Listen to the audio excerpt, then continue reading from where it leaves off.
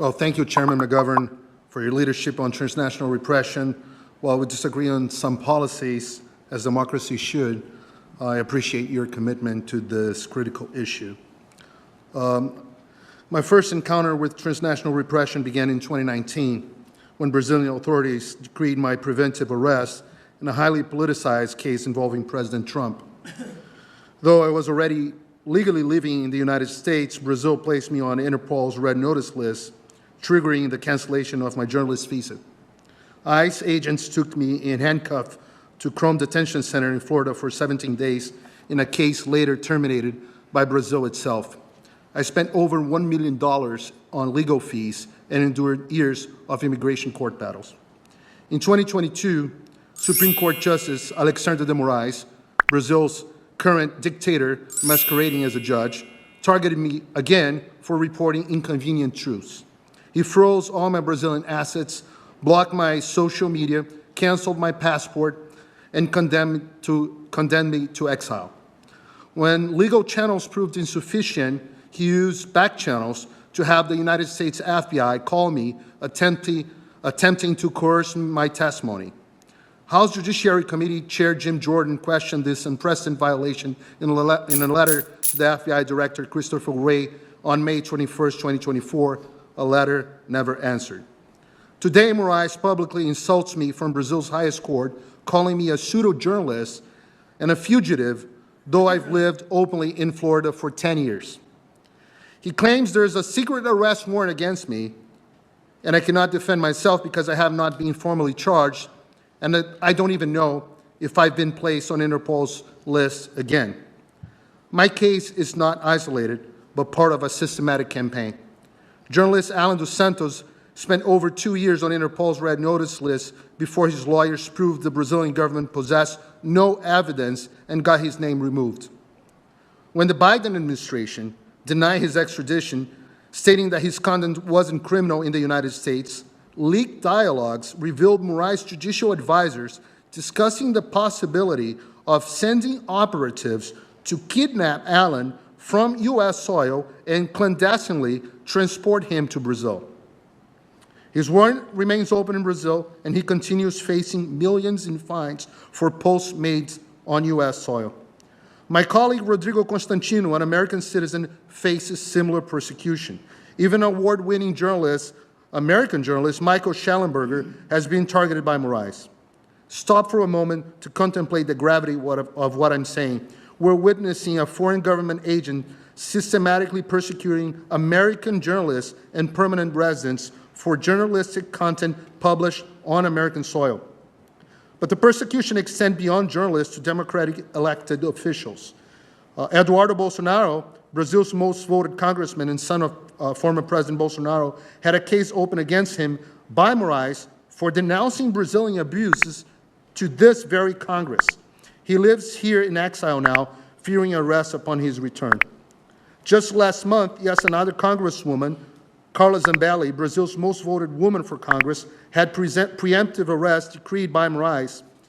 She was in the United States for medical treatment, but managed to reach Italy, where she holds Italian citizenship, before being placed on Interpol's red notice list. Sadly, 2 days later, the State Department canceled her U.S. visa. Another alarming case is that of Felipe Martins, former special advisor to President Bolsonaro. U.S. Customs and Border Protection systems falsely showed Martins had entered the United States when he was actually under surveillance in Brazil. This fabricated entry was used by Moraes to justify his 6 months imprisonment without charges. CBP later corrected the false record, but only after months of legal pressure. The case, currently in U.S. federal court, raises serious questions about potential clandestine collaboration between Brazilian authorities and elements within American law enforcement agents. Even humble citizens are unsafe.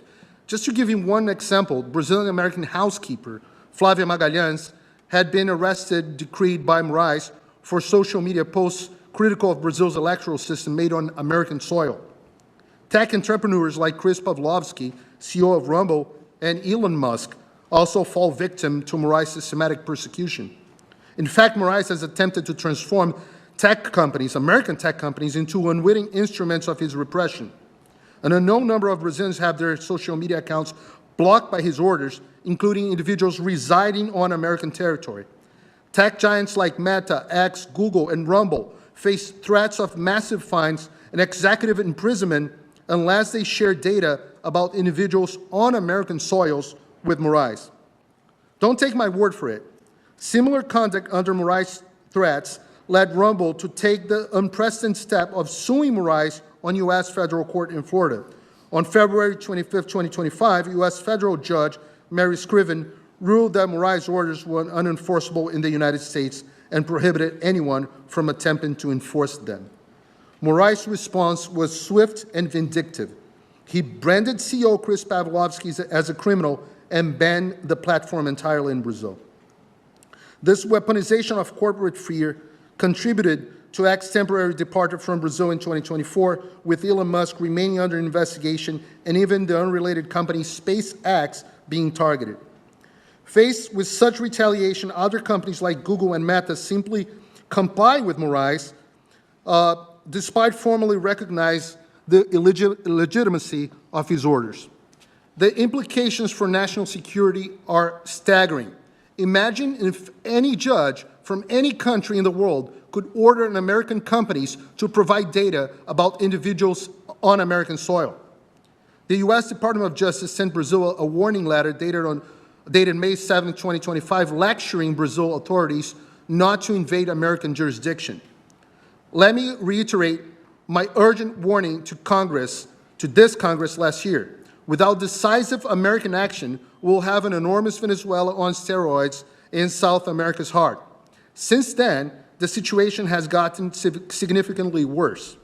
The United States has powerful tools like the Global Magnitsky Act for human rights violations, such as freedom of expression, press, and due process. So I urge this commission to recommend sanctions against Moraes within the next 30 days. However, these actions are insufficient. We need legislation specifically targeting transnational repression, a bipartisan imperative. This commission should also recommend that the government should also stop considering Interpol red notices for visas, pressure Interpol to adopt rigorous criteria for politically motivated cases, and create asylum exceptions for transnational repression victims. When foreign courts override First Amendment, when U.S. citizens are silenced on American speech, when our systems are manipulated against dissidents, we face an assault on American sovereignty and constitutional democracy itself. Thank you for your attention on this critical matter. I welcome your questions.